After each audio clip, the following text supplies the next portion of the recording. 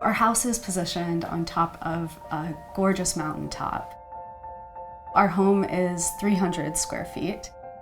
I think being in a tiny house has really pushed us to spend a lot of our time outside of the home and also to live really intentionally. Because yes, we have less space, but like every inch of this place is designed to the T. There's no junk in this home. It's all things that we love. It's all items that, make us happy and add to our lives.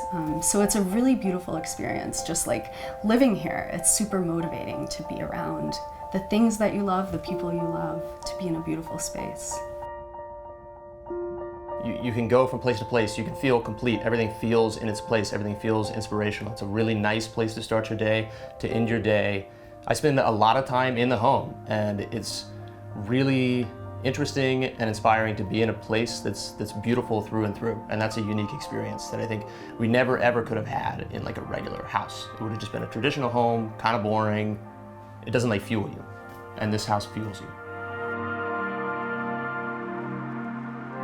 So when do you think the whole tiny house thing started? I think the whole tiny house thing started probably after living in California for a year, and our lease was up. Yeah, well, we moved to California, and all of a sudden we were spending like $30,000 a year on rent. Cost of just rent alone. And I mean, we looked at it and we were like, what if we took that slice? There's gotta be something better to do with our money.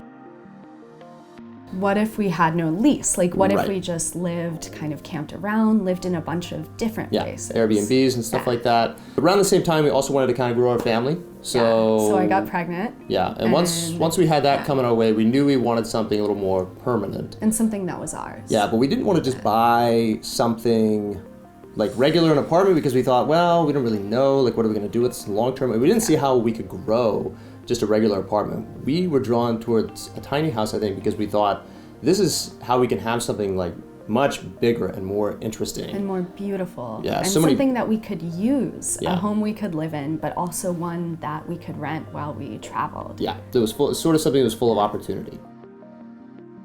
My background before I started staying at home was in cooking, where you've got your hands on, you're feeling it, you're experiencing it, you're creating actively all at the same time. The objects around the house are really important to me.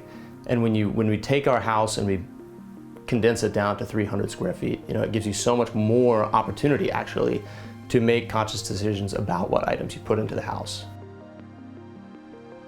We did a whole lot of traveling before we bought the tiny house, and one of the reasons we got the tiny house was because we thought it would be something that wouldn't hold back the traveling.